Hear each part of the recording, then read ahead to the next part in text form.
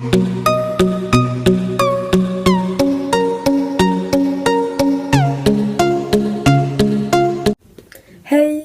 Donc aujourd'hui on se retrouve dans une nouvelle vidéo. Alors je sais que la semaine dernière je n'ai pas pu vous en faire une car j'ai eu un week-end très chargé et j'étais très occupée. Du coup on se retrouve 2 semaines plus tard. Mais sachez que cela ne se reproduira plus. En tout cas je ne l'espère pas. Et aussi deuxième changement. Attention. Je pense que vous l'avez déjà remarqué mais tada!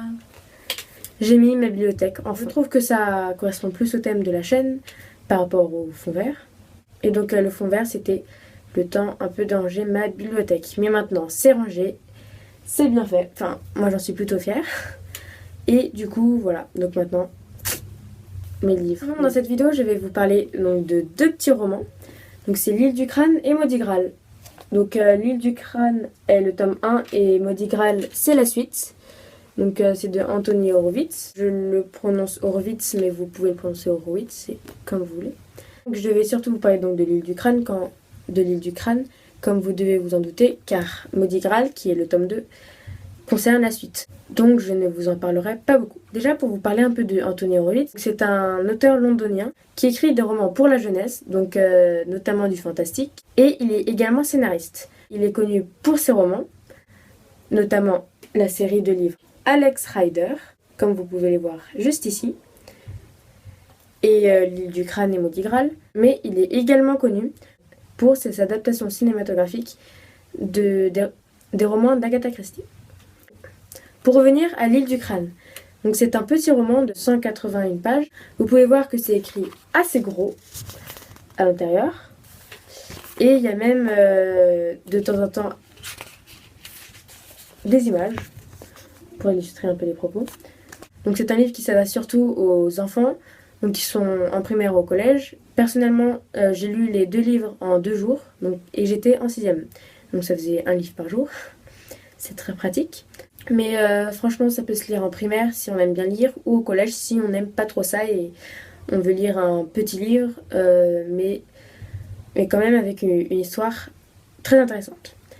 C'est l'histoire d'un petit garçon qui s'appelle David, qui s'est fait virer de son école.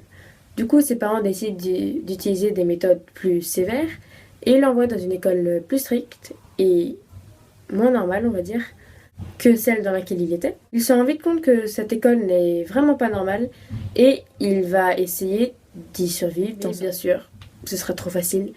Il n'y arrive pas comme il voudrait.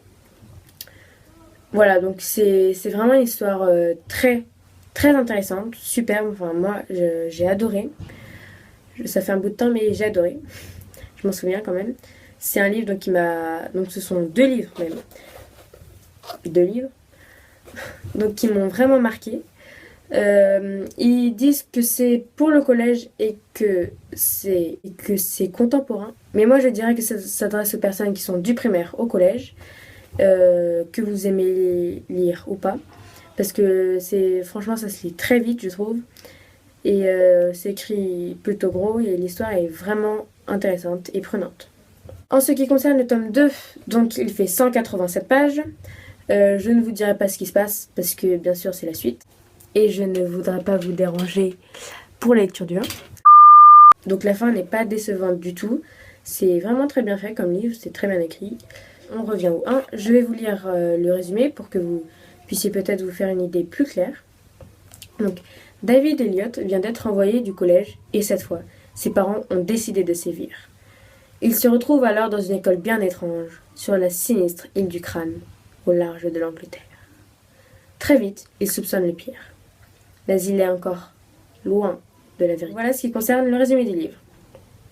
Donc il y a un autre petit commentaire, donc si vous voulez, je vais vous le lire. Donc, une école de sorcellerie au milieu d'une île. Le décor est planté, mais l'ambiance lugubre et l'humour noir de ce roman reste encore à découvrir. Donc, ce roman a eu le prix européen du roman pour enfants en 1993. Donc, comme vous voyez, c'est pas un livre qui est très récent, mais c'est quand même bien écrit et c'est un livre qu'on peut comprendre même quand on est jeune actuellement. Comme vous l'avez sûrement entendu dans le résumé, il parle de sorcellerie. C'est pour ça que moi je dirais plutôt que c'est un livre fantastique ou fictif, de science-fiction. Voilà, parce que donc si vous êtes jeune et vous aimez bien la magie, rêver et tout ça, vous pouvez le lire, même si ça vend pas que du rêve quand même. Mais non, mais ça fait pas peur comme livre, hein. Mais du coup, voilà. Surtout, si vous avez aimé la vidéo, n'hésitez pas à mettre un gros pouce bleu, à regarder ma vidéo précédente, à vous abonner à la chaîne, si ce n'est déjà fait. Et moi, je vous dis à dimanche prochain, 13h, dans une nouvelle vidéo. Bye!